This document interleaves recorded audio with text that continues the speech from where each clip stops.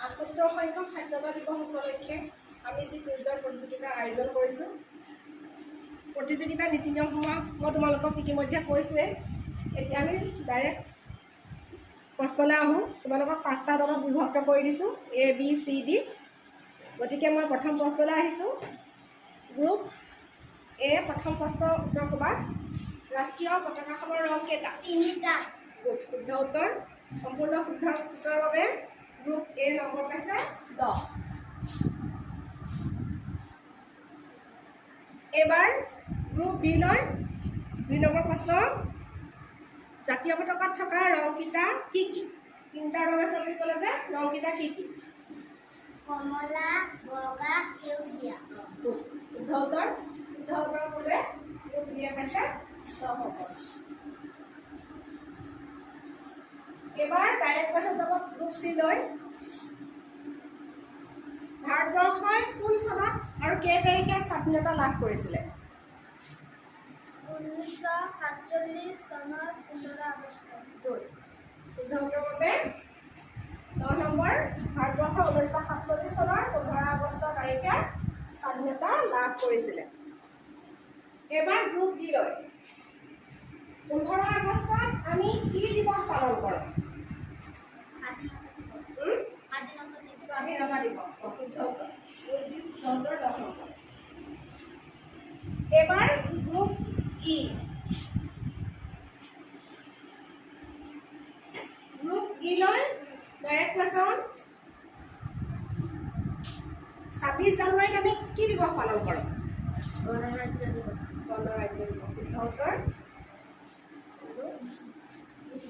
আটাইকেইটা দলে সম্পূৰ্ণ উত্তৰ দিব পাৰিছে। সকলোৱে 10 নম্বৰকৈ পাইছে। আমাৰ 1 ৰাউণ্ড শেষ হৈছে ইতিমধ্যে। আমি এতিয়া 2য় নম্বৰ ৰাউণ্ডটো আৰম্ভ কৰিম। গ্ৰুপ এৰ পৰা আৰম্ভ কৰোঁ 2য় ৰাউণ্ড। গ্ৰুপ এ ক'বা, আমাৰ ভাৰতৰ ৰাষ্ট্ৰীয় সংগীতটো কি? জনগণ মন। ভাৰতৰ ৰাষ্ট্ৰীয় সংগীতটো হৈছে জনগণ মন অধিনায়ক জয় হে। কোনে লিখিছে জানানে? ৰবীন্দ্ৰনাথ ঠাকুৰে। এইবাৰ গ্ৰুপ বি লৈ ডাইৰেক্ট কুৱেশ্যন।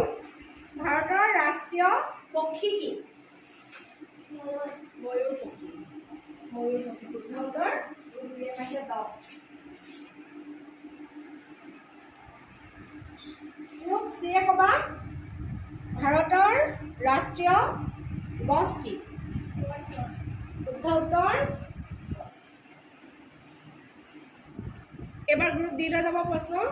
ভাৰতৰ ৰাষ্ট্ৰীয় ফুল কি? শুদ্ধ উত্তৰ। শুদ্ধ উত্তৰৰ বাবে গ্ৰুপ ডি হ'ব নম্বৰ 10।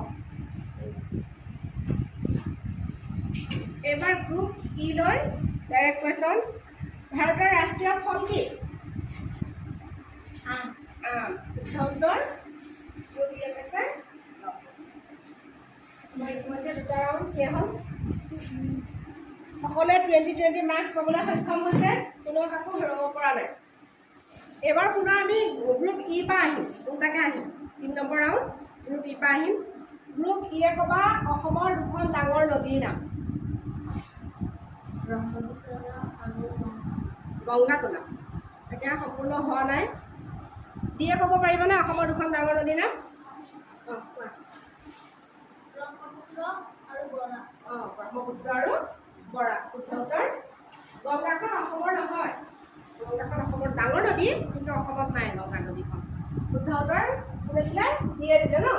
5 নম্বৰ পাইছে। চাকৰি যোৱা প্ৰশ্নৰ কাৰণে 5 নম্বৰ। তাৰপিছত এবাৰ ডি লৈ ডাইৰেক্ট কুৱেশ্যন। এইবছৰ আমি এতিয়া স্বাধীনতা দিৱস পাতি আছোঁ যে কিমান সংখ্যক? কিমান সংখ্যক জানানে? 5। নোৱাৰা। চিয়ে কোৱাচোন, পাৰিবনে? 78 সংখ্যক। 78। এইবাৰ 78 সংখ্যক স্বাধীনতা দিৱস আমি উদযাপন কৰিছোঁ। তাৰপিছত যাব ডাইৰেক্ট কুৱেশ্যন চি লৈ। চিয়ে ক'বা, জাতীয় পতাকাত এটা অশোক চক্ৰ আছে। চক্ৰটোৰ কালাৰ ৰংটো কি আৰু কেইডাল দণ্ড আছে?